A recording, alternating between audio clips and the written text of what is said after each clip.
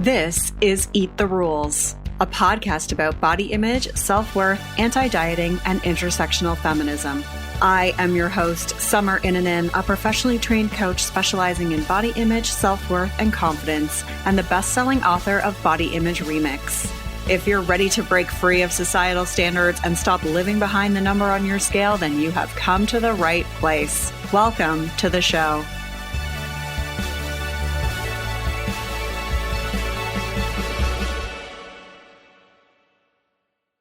This is episode 323, and I'm joined by Ivy Felicia, the body relationship coach. This is part one of our two-part discussion on navigating the evolving relationship we both have with our bodies as we age. In this first part, we're talking about the challenges that we have with our aging bodies, how our relationship with our bodies has shifted, what messages we internalized about aging when we were growing up, and what we love about aging. You can find all the links mentioned at summerinanen.com/323. I want to give a shout out to Nefties who left this review. Summer's body image series is just what I needed to tie my long work on HAES and intuitive eating with the body I live in. She blends research, insight, and compassion and makes concepts relatable and easy to grasp. Thank you so much for leaving that review. It only takes a minute. You can leave a review by going to Apple Podcasts, search for Eat the Rules, and click ratings and reviews. Or you can also leave a review on Spotify, I believe. Anything helps, and subscribing to the show also helps. If you have the financial means to do so, you can support the show via Ko-fi. That's ko-fi.com/summerinanen. And you can make a monthly contribution for as little as $5 a month. You can help keep the show on the air, and you'll get my mini course, Conquering Negative Body Talk. You can always go to thebodyimagecoach.com to get all the other free resources I have, including the 10-day Body Confidence Makeover, as well as my body image coaching roadmap for providers. So that's for people who are therapists, coaches, other wellness professionals who work with people who may have body image struggles. I have a separate email list for you and a guide, and you can get that at summerinanen.com/roadmap. I am really excited about this conversation. It's not so much an interview, it's a conversation. You're like a fly on the wall listening to Ivy and I talking about aging. And so I hope you enjoy this first part. Part two will be out in a couple of weeks. Hi, Ivy. Hi, Summer. How are you? I'm doing well. I'm excited to be here, excited to dig into things and have a good conversation with you today. Me too. I'm excited as well. I think for anyone listening to us, we had a conversation a few months ago about having this conversation because I think we're both kind of in this personally, wading through different experiences of aging and how that influences our relationship with our body. And I think for both of us, we know a lot of people that follow us are also in that same journey, for lack of a better word. Yes, it's definitely, which we'll get into, but it's been an interesting expansion of the conversation around like body image and our relationship with our bodies and all those things, because we've both been doing this over a decade now. So as your body changes, the journey changes as well. So that's what's exciting about this. Yeah, that is the truth. So I think we talked about doing some personal introductions, because I know that the people listening to this through my podcast, although you've been on the podcast a couple times before, they may not know who you are and vice versa. So do you want to go first and just talk a little bit about who you are and your work? Sure. So I'm Ivy Felicia, the body relationship coach. I'm a certified holistic wellness coach and body image expert. And I help people who feel frustration, shame, anger around their bodies. I help them make peace with their bodies through weight neutral, holistic wellness and radical self-care. So yeah. That's me. Great. And I'm Summer Inanen. I am a professionally trained coach that specializes in helping people with body image, self-worth, and confidence. And I've been doing that since 2014. And I'm currently doing my master's of counseling, and will be doing a practicum in a private practice in June 2020. right? For anyone listening to this, I keep thinking it's 2026. I'm not that far ahead yet.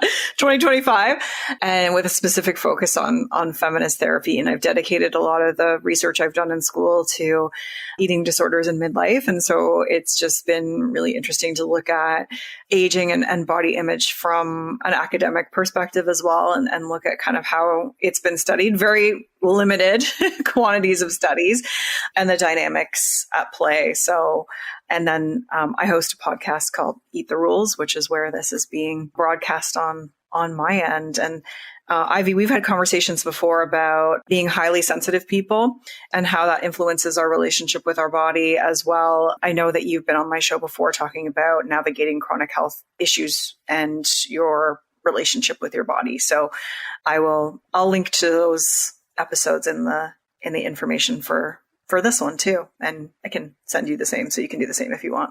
Thank you. So I think you were the first person that reached out to me about having this discussion. Why did you feel called to have this conversation together? Well, because as so much of my work is inspired by my lived experience, right? Like I got into this work because of my lived experience with my body, with my health, with my identity, and that feeds a lot of my work. It shapes a lot of my work. So to me, it's only natural that as I begin to age and go through the different stages of life, that this will become more a part of the conversation, right? So I always like to take my community and clients along with me on my body journey. And this is a way to do that. And so I know that we've been at this work for a long time now. And what I was kind of reminded of was back, I think, when we were both around 40 years old, because I think that's when you were carrying your son. And we had a conversation then about turning 40 and kind of like what that looked like. And it kind of stuck in my head that we were entering this stage of life, right, of doing this sort of work. So coming into, for me, I'm now 46. Sometimes I have to remember 45, 46. Me too. Me too. So coming into this new age, it's like, I think it's been coming up for me with my clients. It's been coming up in my community spaces. So it's like, oh, let me reach out to Summer and see if she'd be interested in having the conversation. Yeah, I echo what you have said in terms of my own personal experience. So I'm 46 as well. And just noticing some of the old thought patterns pop up again when I notice certain changes, or just like if I see myself, for example, in a photo or compare myself to other people. And it's been interesting because I felt very secure, I would say, with my relationship with my body, because I'd done so much work a long time ago on it and continued to build on that over the years. And so it's been interesting to sort of be like, oh, wait a minute, this is, just noticing more, fears or thoughts or stresses that perhaps I hadn't experienced in a while. And so I know that much like you, the clients I work with are experiencing similar things and coming to me saying like, my body's changed for no reason. It's really stressing me out. I don't know what's going to happen to my body. I'm worried about my health. And so new challenges that feel a little more outside of our control, I think, than perhaps they did when we were in a different age group. Yeah, I agree. There's so much resonance in that. Like, for me, a big part of my body image challenges was around size inclusion, right? Like embracing my size, and then also living with chronic illness. Like those things were my topics, sort of for again, like over a decade. So when you work at something for over a decade, you gather tools, like you said, you become better at it, you find more peace with it. And then you're sort of like, okay, I think we're doing good here. And then here comes the 40s. And it's like, it's like, wait, I remember, I think it was in my 30s, like probably a few years ago, 15 years ago, something like that, that I wrote on my old site, my blog, about body changes and how when our body changes, it can feel like you're living in this unfamiliar home, right? Like when you move to a new home, it's sort of like, I don't know this space. It doesn't feel comfortable for me. It doesn't feel welcoming to me. And so aging started to feel like that. It was sort of like, wait, what is happening?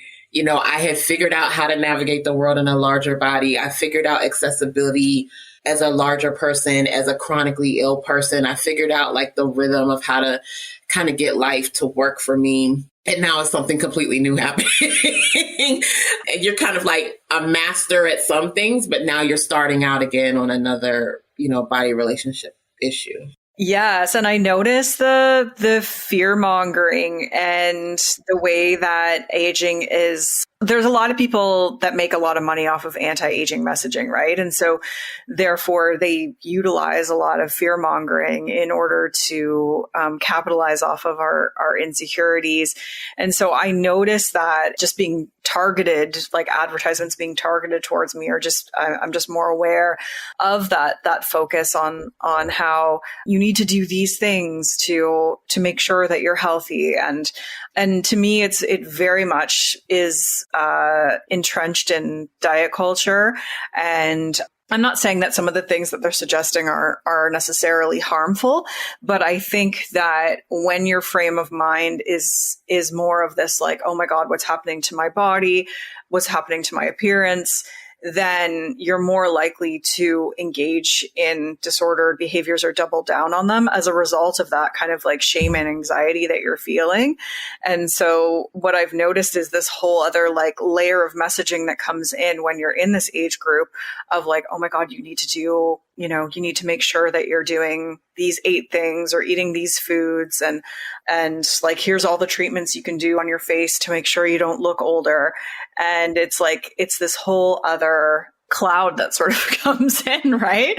And I think a lot of people are, if they haven't done the work that like we've done going into it, I think they're just that much more vulnerable and that much more impacted by that messaging. And so that really kind of fires me up to want to fight back against it, because much like the messaging around weight and, you know, gender and everything else, like, and beauty standards, the ageism piece, like, really, you know, makes me very frustrated.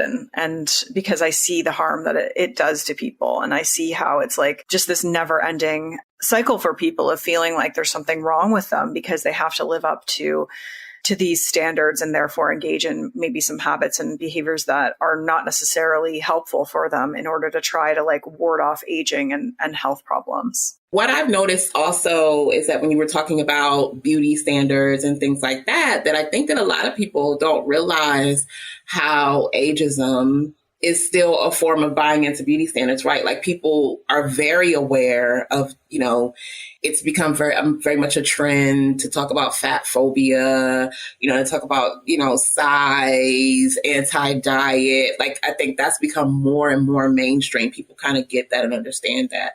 But I do see in conversations of the same people who sometimes claim to be, you know, size inclusive or body affirming, that I'll see them making statements about that could be considered forms of ageism, right? Or clinging on to, you know, I still look young and things like that. And it's sort of like, oh, I don't think we're understanding how this is a part of body standards and this is a part of beauty standards. Or people who will say, oh, you know, I'm such and such age and I can still do X, Y, and Z, how, you know, that is a form of ableism mixed in with ageism, right? I don't think that is understood.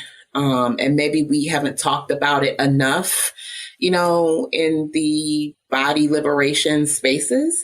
I do know we talk a lot about size, we talk a lot about dieting, but there's a lot of other things we don't talk about. And I don't think that people are getting that message as clearly. I would 100% agree with that. And something that it makes me curious about is, what are the messages that you heard about aging? Like when you were growing up, for example, what did you hear? Like, from your parents or from, the people in your community that kind of were role models to you? I'm curious to know what your experience was with that. I feel like this messaging is like really culturally specific, is that like Black people don't age, right? Oh, we can have a whole conversation around that. Like, oh, we don't age, we don't wrinkle, because, the melanin is there. And so there's all these really, really, really deep expectations of that. If you're a Black person, you're not supposed to look your age, right? Because that's something that is attributed to the magic of Blackness. So if you're a person who that is not true for you, you can, start to feel disconnection from your body, or maybe feel less confident or less valuable. And I think what you were speaking about earlier is that it does make you more likely, right, to participate in some of the disordered behaviors, or maybe those body war type things where it's like, okay, I'm going to fight my body because this is what my body's supposed to be, but it's not. So you're feeling the shame, you're feeling the judgment, you're feeling the frustration of why are people in my culture and in my community having this experience, but I'm not having that experience. I think that's one of the main things in my culture and in growing up that I heard. And I had also around aging, my grandmother was 102 when she passed, when she transitioned. So there was a lot of conversation around, she was mobile and independent and those things well into like 99, in her late 90s. So there was a lot of programming, right, and conversation around, we're still strong, we're still mobile, we're still these things very late in life. And I think that hearing those things, right, and being a person who has chronic illness, who has, some mobility things going on, who went through limited strength issues over the past few years, it's sort of like, well, there's this expectation that you're supposed to be strong and mobile in this because you're young, you're not old, you need to be vibrant, you need to be flourishing, and you're not measuring up to those things. So I think that those are two of the maybe strongest messages that I heard around aging that impacted my relationship with my body. Yeah, I appreciate you sharing that. And I think talking about like having to be, strong and mobile. And that's one of the things that I noticed too about some of the aging content that I follow, is that the ones that are sort of celebrated are the people who are, like 80 years old and like deadlifting 200 pounds or something like that. You know what I mean? And it's like, that's great. Good for them. But it's like, that doesn't need to define your worth as your age. And I think that it is really rooted in ableism. And like you said, like, I think people are missing that. And I'm not saying that we can't celebrate those things, but I think that we also need to still be okay with not having our worthiness attached to our abilities and our health as we get older, because sometimes that's just not in our control at all. And I think that it can definitely create some beliefs around who you should be as you age. And of course, I'm sure most of us would want to be able to, be strong like your grandma and everything else, but it's just not, it's not possible for a lot of people, for most people, I think. What about you? What were your messages that you heard? Yeah, I think for me, it was very much like, oh my God, I'm looking older. Oh my God, Summer, look at this. And then like, I'm sorry, I know people are listening to this, but my mom would literally take her face and like pull her skin back and be like, I don't want to get rid of these wrinkles. You know what I mean? So it was positioned, and this is not to fault my mother at all. She's just a participant in these systems. Like, she's a product of those systems. But it was really enforced in me that it was like your value, it goes down as you age, and beauty is really important, and aging does not make you beautiful. And so that's been really interesting for me to sort of think about the messages that I share just in like not offside, but just like offhanded comments when my son is around. But just kind of like, I have to be careful that I'm not saying something like, oh, I'm feeling so old today or something, you know what I mean? Like, or, oh God, I look old in this photo, you know what I mean? Or like, what happened to me? Even though sometimes I would say those things like just between my husband and I, just we'll be looking at it because we've been together for 20 years. So just looking at a photo and being like, oh my God, what happened to us, you know? But so saying it more in jest, but like realizing that even in jest, like I don't want him internalizing that there's something wrong with aging, because I certainly did as a result of all the messaging that I heard and then continue to hear from family members. So, and then obviously I think it's just much more heavily reinforced in our culture now. Just, you know, when you don't see people who are over 40 on TV unless they've had, for the most part, I would say like 80% of the time, unless they've had, you know, significant work done. And so I think that that's, you know, that just is like a very, we internalize that as then therefore thinking that like we need to also thwart that aging process. Yeah, I think that there's the need to bring, you know, we talk about body diversity. We need to weave that into a conversation around aging, right? Like not everybody is going to age the same way. There's diversity when it comes to aging. Not everyone's experience is the same. And again, I feel like that's a conversation we have in mainstream around certain sections when we talk about bodies, right? Like maybe size, gender expression, things like that. But let's weave body diversity, you know, and bio-individuality, right? Like we all have different biological makeup as well. So we're not going to have the same experience. And it doesn't mean that you're broken. It doesn't mean that you're not measuring up. It just means that you're different, you know? I also see a lot of content around this obsession with people not looking different, right? The side by side of like, here's this person in their 20s, here's this person in their 50s. They look the same. It's sort of like, we're not supposed to look the same. If you naturally look the same, that's fine, right? But there's this really deep obsession with not changing, right? And everyone's still looking young. And it's sort of like, you know, even fruit ages over time, you know, like flowers, trees, the art, like it's just the natural part of life. And we have so much resistance to that in our culture now that even, which I'm sure maybe we'll get into later, but even, you know, folks in their teens and 20s are using anti-aging things on their skin because they have this deep fear around that, or they're trying to prohibit aging from happening. Yeah, exactly. Exactly. Well, and if you think about what their parents are potentially, and I'm not putting blame on parents, but just the whole culture has shifted, right? Like when I was growing up, there wasn't Botox, there wasn't fillers, there wasn't like the only thing you could do was like a facelift. So nowadays, I think that young kids, there's probably a high percentage of them that have parents that are doing, you know, Botox and fillers and stuff. And I don't judge those people, but if you're a child and that's what you're seeing, then like, I think it makes sense that you would probably internalize that. Like it's well documented that children internalize dieting behaviors and fat talk and things like that from their parents. I don't see why it wouldn't be the same with anti-aging behaviors and anti-aging discussions. And so I think that it's like, and again, I don't want to blame the parents because it's a systemic issue. However, I do think that like that probably is also contributing to that obsession along with social media and like influencers who profit off of, you know, their Botox discount codes and things like that and selling all these products at Sephora and whatnot.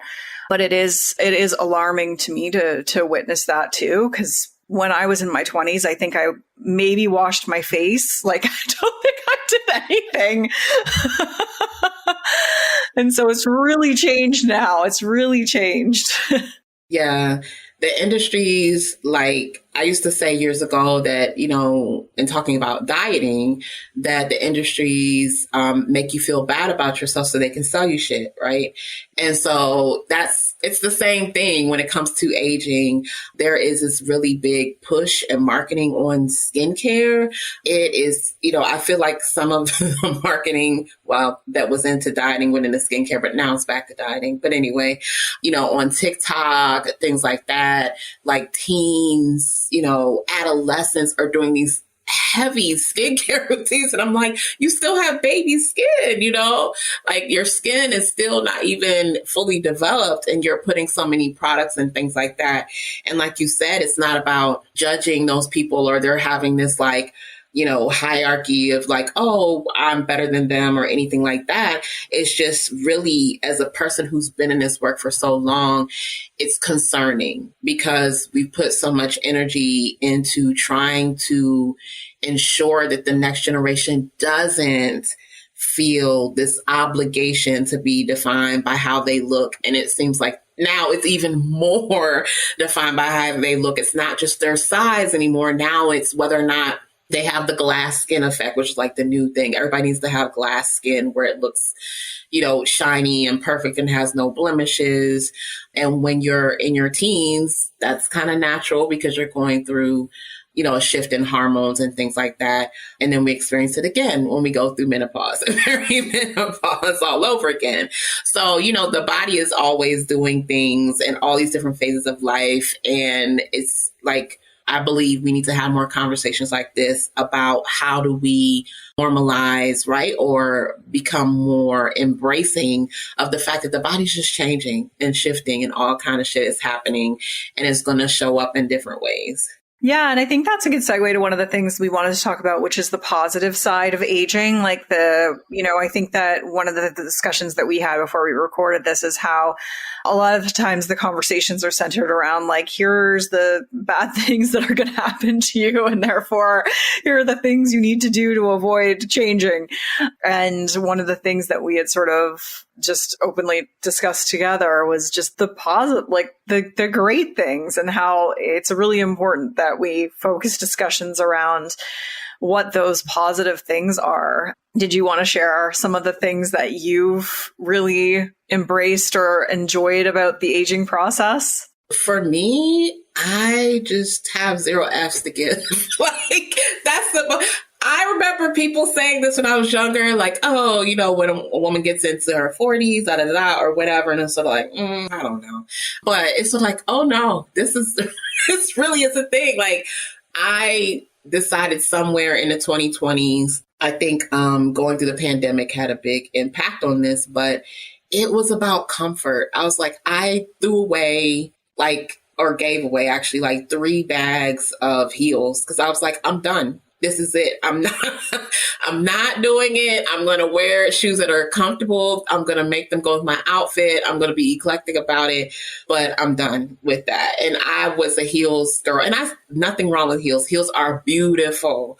A lot of my money in my life went to heels and shoes, but from like teens, 20s, 30s. But then I was just like, I don't want to be uncomfortable. Like I want to wear shoes that are comfortable, clothes. I want to wear fabrics that are comfortable on my skin.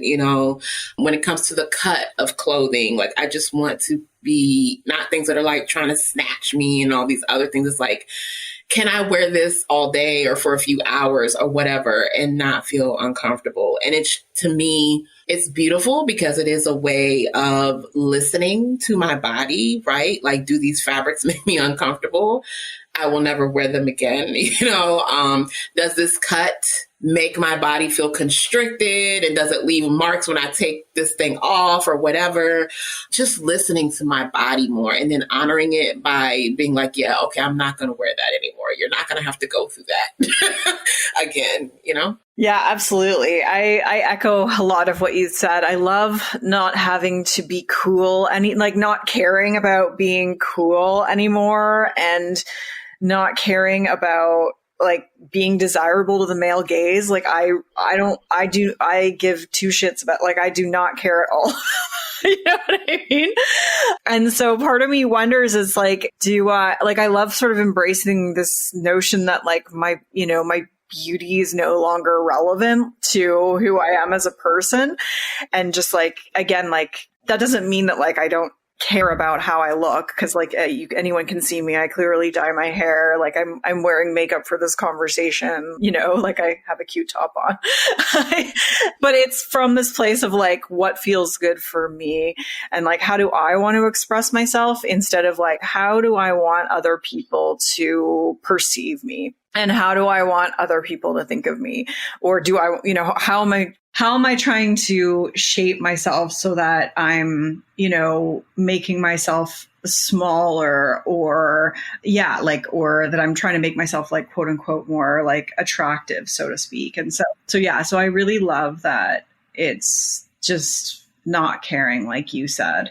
And then comfort as well for me is really, really huge. Like I put on a pair of pants yesterday and they were just a tiny bit tight around the waist. And so I was like, forget it. They're going in the donation pile. Like, yes. I haven't worn heels in years either because I got bunions and I was like, I don't want to get bunions. So I stopped wearing them.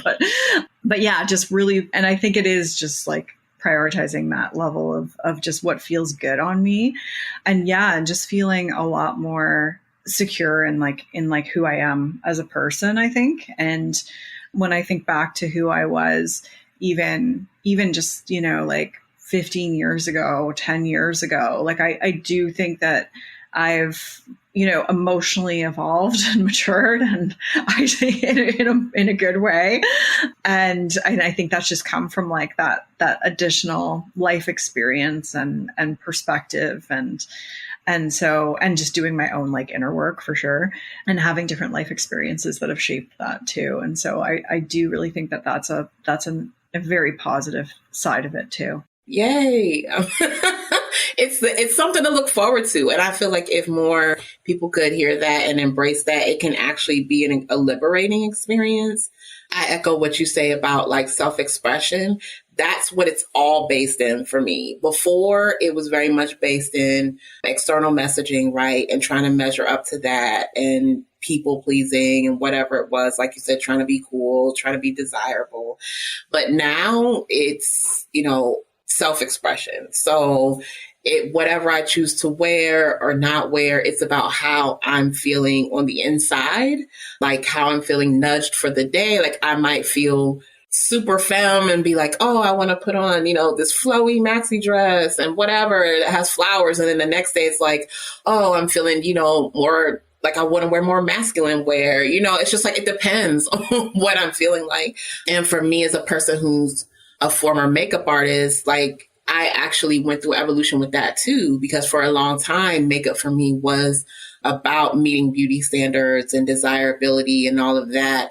And then I took time away from it for several years. And then I came back and redefined it. And it's very much a form of self-expression. It's like some days I'm like, oh, I want this super colorful eyeshadow thing going on. And, I feel like, doing all this creative stuff. And then the other day it's like, I don't want to do any at all. It's just having that freedom, right? Or just like a light look or whatever. It just depends on how I'm feeling. And I think there's so much freedom and peace in being able to do that. Like flip-flops, if I want to do flip-flops, sneakers, if I want to do sneakers, whatever. You get to decide.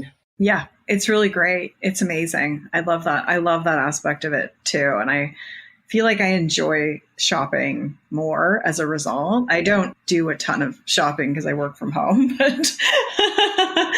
but like, just like, it makes it more fun when you're like, what do I like? And like, what's going to feel comfortable instead of what do I think I should be wearing? Yeah. I saw this post and I didn't even click on it because it was so enraging, but it was like 10 things to avoid wearing in your 40s or 50s. I can't remember what it said, so that you're not unattractive to men or something. Like it was something along those lines, like 10 things to avoid wearing so that you're like, yeah, like basically saying like and I was just like, what is this crap? And like, are people actually reading this and thinking like, this is what I should be doing because I'm trying to be, this is what a guy wants? Like, give me a break. It made me so upset.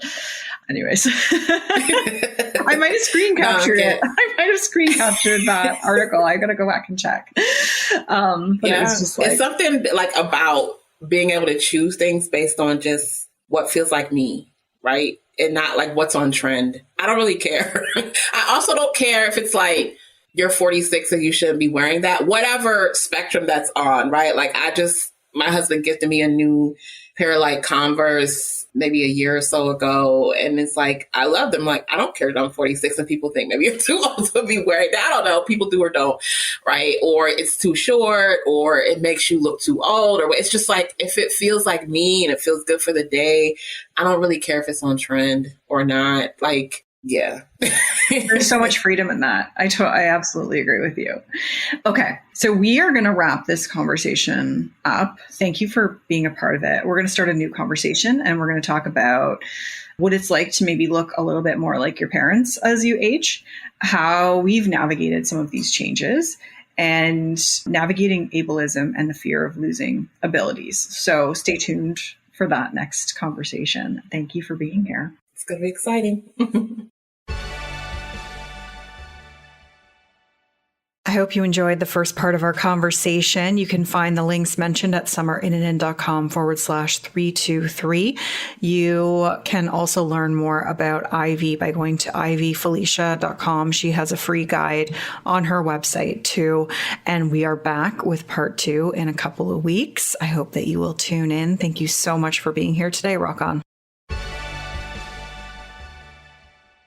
I'm Summer Innanen, and I want to thank you for listening today. You can follow me on Instagram and Facebook at Summer Innanen. And if you haven't yet, go to Apple Podcasts, search Eat the Rules, and subscribe, rate, and review this show. I would be so grateful. Until next time, rock on.